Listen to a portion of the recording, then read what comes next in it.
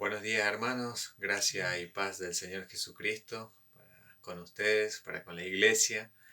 Una vez más tengo el privilegio de compartir la palabra del Señor, un mensaje que ha puesto en mi corazón, algo que me ha enseñado, y la verdad que quiero compartirlo con usted en este tiempo que la iglesia está transcurriendo, estas épocas, estas situaciones que parecerían que no los deberían tocar a nosotros, no los deberían alcanzar, pero verdaderamente en la palabra del Señor a lo largo y ancho de la vida cristiana, de toda la iglesia, desde el principio hasta hoy en día, ha pasado realmente por persecuciones, por situaciones muy difíciles, por las cuales el Señor ha permitido siempre eh, que sucedan estas cosas. ¿Por qué?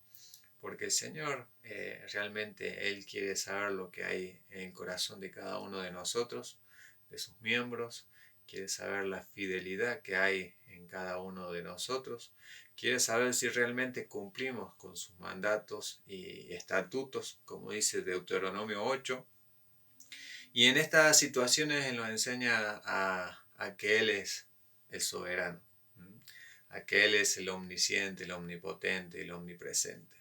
Él nos enseña de que realmente fuera de Él o apartado de Él no podemos hacer nada.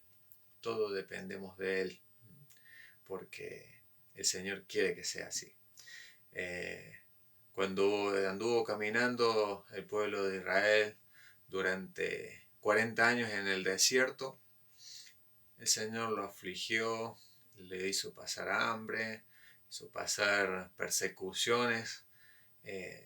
Él realmente le quería saber lo que había en el corazón de su pueblo. Realmente él quería saber y demostrarle lo que él quería hacer con ellos. Y que él quería saber realmente hasta dónde ellos daban. Bueno, hermanos míos, en los tiempos que hemos estado transcurriendo en nuestra iglesia, donde nos congregamos, el cuerpo local de Villa Carlos Paz, realmente el Señor, Él es el que lo ha permitido a esto. Por eso quiero trasladarlo algo a las Escrituras, a 2 Corintios, capítulo 4, donde el apóstol Pablo habla a la iglesia de Corinto, ¿no? Habla algo muy parecido, muy similar a lo que quizá nosotros como hijos de Dios, como creyentes, hemos vivido o estamos viviendo quizás en esta época. Lo invito a 2 Corintios capítulo 4, dice la palabra del Señor lo siguiente. Pero tenemos este tesoro en vasos de barro, para que la excelencia del poder sea de Dios y no de nosotros, que estamos atribulados en todo, mas no angustiados, en apuro, mas no desesperados, perseguidos, mas no desamparados, derribados, pero no destruidos. Hasta aquí la palabra.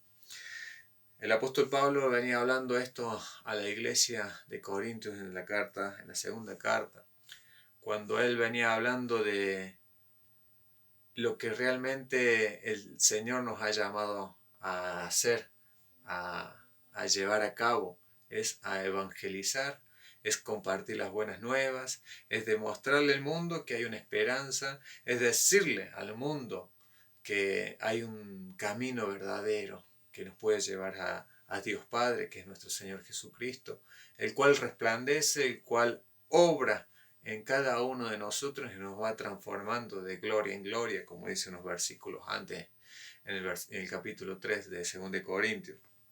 Entonces, lo que dice el apóstol, dice, pero tenemos este tesoro en vasos de barro, en vasos de barro.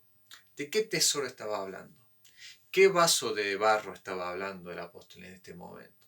Estaba hablando de dos cosas. Del tesoro precioso, de esta cosa, este potencial, esta luz, esta gracia, esta misericordia, que podemos llamarlo con un solo nombre, Jesucristo. Ese es el potencial que estaba hablando. Tenemos este tesoro. ¿Cuál es ese tesoro tan rico, tan preciado, tan amado, tan envidiado, tan codiciado? El Señor Jesús. Estaba hablando del Señor Jesús, de ese tesoro que está ¿dónde? Dentro del vaso de barro. ¿Y cuáles son los vasos de barro? Usted y yo, hermanos. Nosotros, los creyentes, los hijos de Dios, los siervos de Dios, los que un día reconocieron de que sin Dios no podíamos hacer nada, de que estábamos totalmente destituidos de la gloria de Dios por causa del pecado. Por eso nos apartábamos, estábamos totalmente apartados de Él. Pero Jesucristo, ese tesoro preciado, es el que nos llevó a los pies de nuestro Padre. Él es el que pagó el precio. Él es el que nos redimió. Él es el que hizo ese nuevo pacto por esa sangre derramada en la cruz del Calvario. Ese es el tesoro preciado. Y los vasos de barro somos nosotros, hermanos míos. Cada uno de nosotros somos esos barritos. ¿Y por qué de barro? Podríamos haber sido de cristales, de vidrio, de chapa, de oro. No, no, no, no. Aquí lo compara la palabra del Señor con vasos de barro. ¿Por qué? Porque da la explicación. Para que la excelencia del poder sea de Dios. Para que la excelencia del poder sea de Dios. Para que este tesoro, esta riqueza, este potencial de Dios sea para gloria de Él. Para que nosotros no los gloriemos. Para que no nos podemos gloriar con este potencial que tenemos dentro de nosotros. ¿Por qué? Porque somos vasos de barro. Si fuésemos barros de oro, de cristal, de piedras o de vidrio, de lo que quiera usted, que brille un poquito, nosotros sinceramente ese potencial, ese tesoro preciado que está dentro de nosotros, lo trastornaríamos y lo llevaríamos para nuestra gloria. Por eso el Señor, conociendo nuestra situación pecaminosa, nuestra situación débil, nuestra debilidad, nuestra carne, nuestra naturaleza caída, Pablo compara a nuestra vida como vasos de barro y ese potencial precioso como el tesoro, que es nuestro Señor Jesucristo, el Espíritu de Dios dentro de nosotros. En el verso 8 dice que estamos atribulados en todo, mas no angustiados. ¿Podemos estar atribulados en estos tiempos? Claro que sí. En estas circunstancias que hemos estado viviendo y que quizás estamos aún viviendo. Sí, hermano. Estamos atribulados. Estamos atribulados. Estamos preocupados. Estamos muchas veces incómodos, mas no angustiados, dice el Señor. No angustiados. ¿Sabía que, hermano? Un hijo de Dios no puede estar angustiado. Un creyente no puede estar con angustia. ¿Por qué no puede estar con angustia? Porque este tesoro que tenemos dentro de nosotros no nos permite estar angustiados. Podemos estar, como dice la palabra del Señor, atribulados, pero no angustiados. No nos permite el Espíritu de Dios, el Espíritu que nos renueva, este Espíritu que nos da una esperanza, este Espíritu que nos da otra perspectiva de lo que vivimos, de lo que vemos, de lo que escuchamos, de lo que oímos. No los podemos permitir darnos el gusto de decir de que estamos angustiados. Imposible, hermano mío. Continúa la palabra diciendo, en apuros, mas no desesperados. Claro que vamos a estar en apuros, hermano. Claro que va a haber situaciones que parecen que las papas arden, hablando criollamente. Estamos en apuros, estamos desesperados porque parece que se nos desordena, que se nos escapan las situaciones de nuestras manos. Claro que puede pasar eso en nosotros. Pero la palabra del Señor dice, mas no desesperados. No podemos estar desesperados. Vuelvo a repetir, el tesoro precioso en vasos de barro no nos permite estar desesperados. No podemos estar desesperados. ¿Por qué? Porque tenemos una confianza en nuestro Dios. Tenemos una confianza en esa roca fuerte que es nuestro Señor Jesucristo. En Él estamos cimentados y arraigados en fe. Y nadie nos puede mover de allí. No podemos estar desesperados, hermanos míos. No hay forma de que estemos desesperados si abrazamos a nuestro Dios, abrazamos con fe a las promesas de nuestro Dios, a ese pacto precioso, a esa vida eterna, a lo que va a venir por delante. No podemos concentrarnos solamente en lo que vivimos hoy y desesperarnos y afligirnos de tal forma que no podemos vivir. No, porque somos vaso de barro y el tesoro precioso está en nosotros. Continúa diciendo la palabra del Señor. Perseguidos, mas no desamparados. Perseguidos, mas no desamparados. Claro que somos perseguidos. Desde el principio somos perseguidos, hermanos. Desde los primeros cristianos, en Hechos capítulo 2, ya eran perseguidos, ya eran afligidos, ya eran desesperados, eran angustiados. Desde el principio hemos sido perseguidos, hermanos. Hoy en día seguimos siendo perseguidos. Y el principal perseguidor, el que nos quiere acorralar, el que nos quiere sujetar, el que nos quiere tirar para atrás, el que nos quiere poner la traba para que caigamos, el que nos quiere desviar nuestra dirección espiritual, quien nos quiere obstruir el camino, ya sabemos quién es, el enemigo número uno de nuestro Dios. El enemigo número uno de nuestro Dios, Satanás, el diablo. Pero no solamente eso, hermano. No solamente eso hace que nos quiere perder la brecha. No solamente eso hace que nosotros nos sientamos perseguidos. En nosotros, en nuestra naturaleza también hace que nos sientamos perseguidos por las cosas de este mundo. Las tentaciones que tenemos en este mundo. Realmente la iglesia del Dios viviente hoy en día sigue siendo perseguida. Sigue siendo perseguida porque no quiere el enemigo que avancemos. No quiere que resplandezcamos. Yo le puedo decir una cosa, hermano. Si nosotros estuviésemos del otro bando, le puedo asegurar que no seríamos perseguidos. Seríamos aplaudidos, seríamos otra cosa. Pero estando de este bando, estando de este lado, intentando hacer la voluntad del Dios Padre, intentando de caminar bajo los mandatos y estatutos de nuestro Dios, ¿saben qué, hermanos? Vamos a seguir siendo perseguidos, vamos a seguir teniendo piedras en el camino, vamos a seguir teniendo tropezones, vamos a seguir teniendo obstáculos, hermanos. Acuérdense en que el camino del Señor, esa puerta es angosta y estrecho ese camino, el cual hemos sido llamados. El otro camino, la otra puerta es amplia y el camino espacioso, dice la palabra del Señor. Claro que por ahí es fácil, claro que por ahí es ligero el camino. Claro que es mucho más fácil eso, pero hemos sido llamados a ir por esta puerta estrecha, este camino angosto. Sigue diciendo la palabra, derribados, pero no destruidos.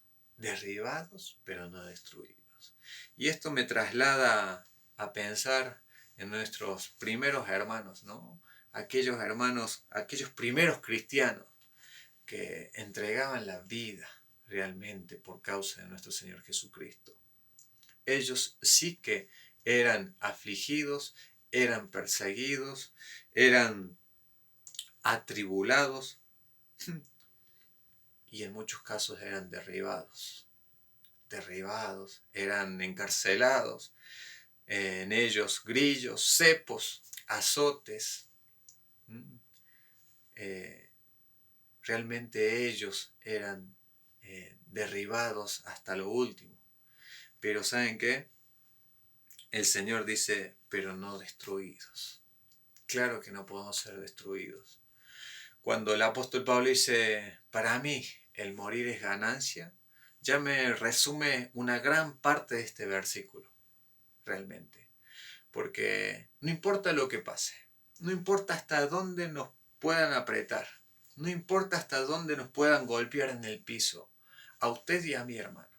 No importa cuánto pueda suceder y cuánto dolor, cuánta angustia, cuánto lo que sea, hermano. No importa hasta dónde hemos caído por causa de nuestro Dios. Lo que sí importa es dónde tenemos nuestra esperanza, dónde tenemos nuestra fe, dónde está ese vaso de barro realmente puesto. Lo importante es que tenemos ese tesoro dentro. Como dice al final del versículo, pero no destruido. Claro que no puede destruirlos. Me pueden maltratar, me pueden blasfemar, pueden matarme si hace falta. Pero ¿saben qué? No vamos a ser destruidos. No vamos a ser destruidos. Porque el precio de nuestro Señor Jesucristo en la cruz del Calvario nos dio una vida eterna.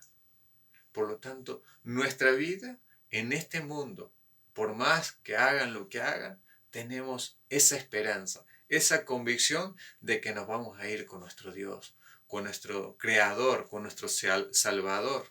Con Él nos vamos a ir.